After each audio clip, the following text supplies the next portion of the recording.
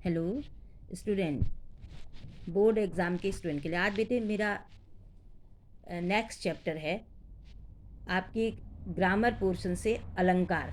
तो इन अलंकार में मैं आज आपको वही अलंकार समझाऊंगी जो कि आपके लिए एग्ज़ाम की दृष्टि से इम्पोर्टेंट है, जो आपके सिलेबस में भी हैं और जो आपके लिए महत्वपूर्ण भी हैं।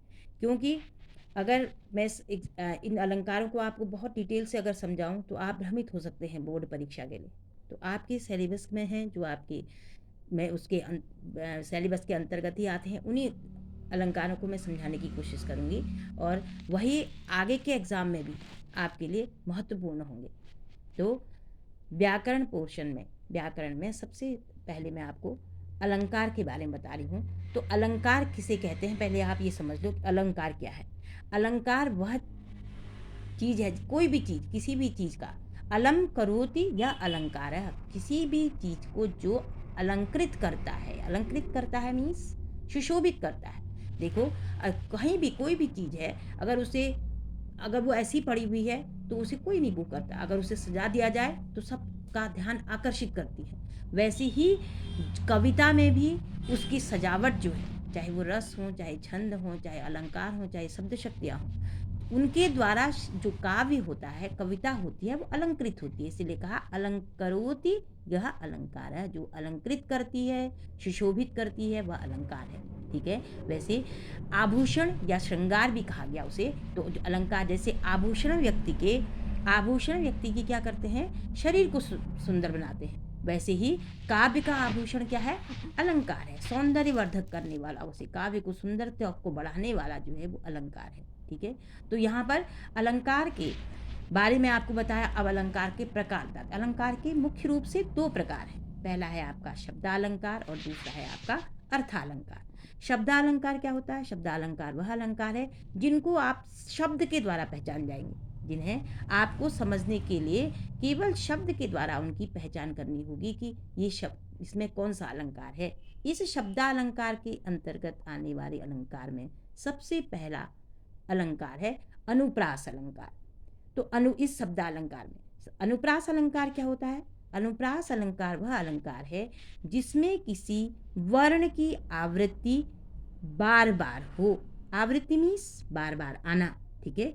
किसी में अगर किसी वर्ण की, व्यंजन की, स्वर की, किसी की भी आवृत्ति, वर्ण की किसी की आवृत्ति बार बार हो, वर्ण कह रही हूँ, ध्यान रहे, स्वर नहीं कह रही हूँ, स्वर की आवृत्ति नहीं, केवल वर्ण की आवृत्ति बार बार आए और उसके बार बार आने से क्या हो, कविता में सुंदरता उत्पन्न हो, चमत्कार उत्पन्न हो का मतलब है उसमें सुंदरता आए कविता में। तो ऐसे उसे वहां पर होता है अनुप्रास अलंकार।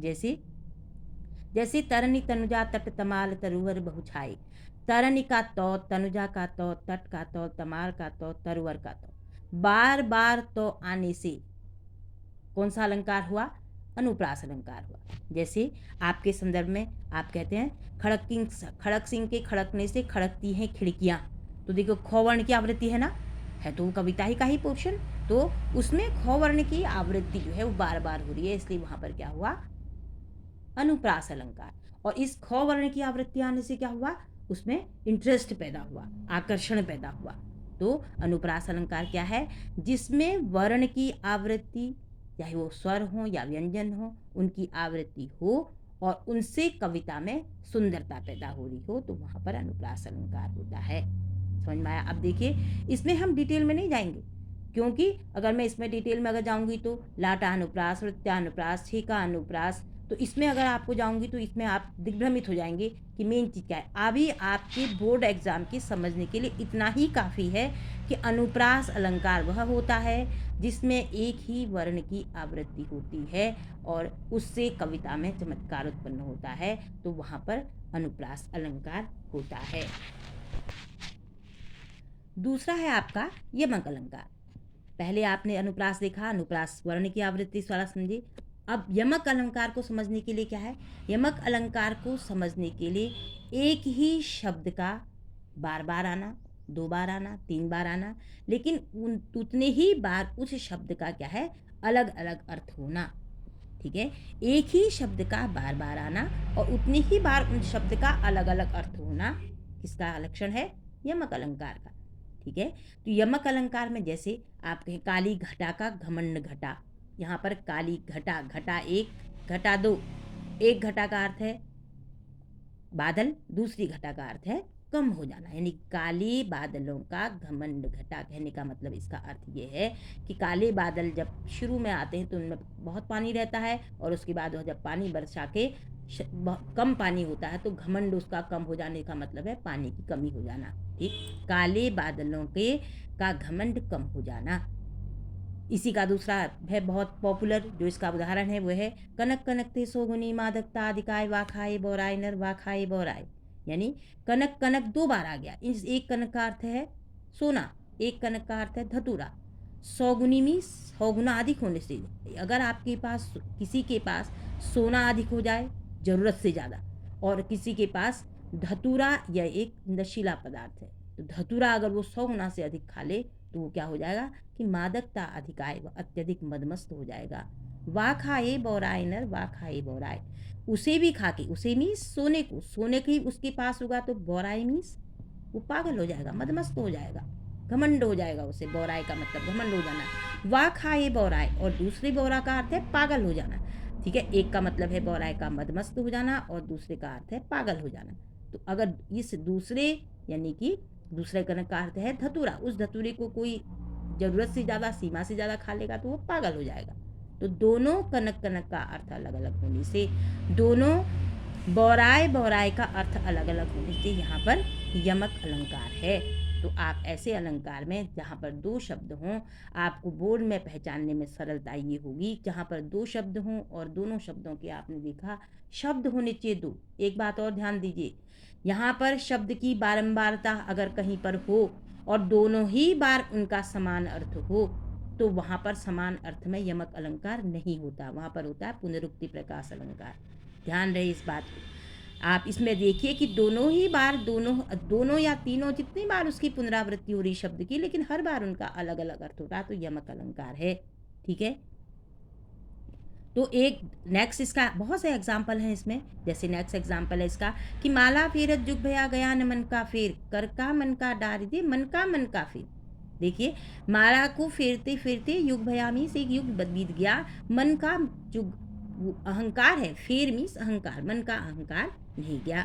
ठीक, फिर है कर का मन का डार दे मन का फेर। अब देखिए, मन का एक बार यहाँ पर आया और एक बार मन का यहाँ पर आया। एक मन का अर्थ है कि कर का मन का डारी दे, यानी कि मन का क्या कर, मन मीन्स मन का, हृदय का, कर का मीन्स कूड़े को बाहर फेंक दे, यानी दुर्भावनाओं को बाहर करके मन का फेर।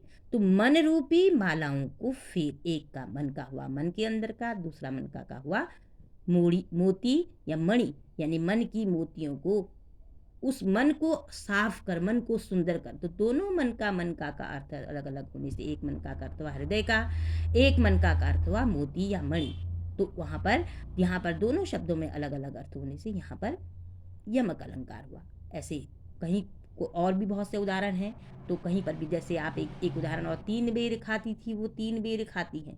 3 बेर मीन्स 3 बेर का मतलब है 3 टाइम, दूसरा 3 बेर का मतलब है 3 प्लम, यानी कि 3 टाइम जो खाने वाली थी, महलों में रहने वाली ऐसी राजकुमारी जो 3 टाइम खाती थी, वो आज 3 बार खा करके, 3 बेर मीन्स 3 बार खा करके क्या कर रही हैं, अपना गुजारा कर रही हैं। तो वहाँ पर भी कौन सा अलंकार होता है, यमक अलंकार होता है। ऐसे और भी एग्जाम्पल हैं, आपको यमक अलंकार में मिल जाएंगे। तो नेक्स्ट है आपका श्लेष अलंकार। श्लेष का मतलब ही देखो, श्लेष का मतलब ही है कि चिपका होना या जुड़ा होना। ठीक है, चिपका होना या जुड़ा होना।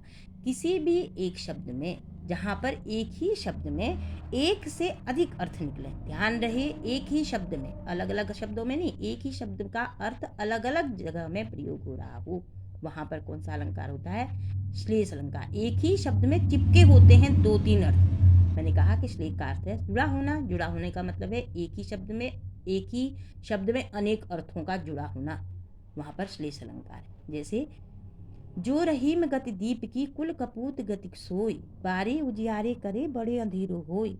रहीमदास जी कहते हैं कि जो रहीम गति दीप की, रहीमदास जी कहते हैं कि जो दशा दीप की है वही कुल कपूत में, जो कुल में कपूत पुत्र हो जाता है, कपूत हो जाता है, तो उसकी भी दशा वही होती है। दीपक से उसकी तुलना की गई उस कुल कपूत की। कैसे? कि बारे उजियारे करे बड़े अंधेरो होय।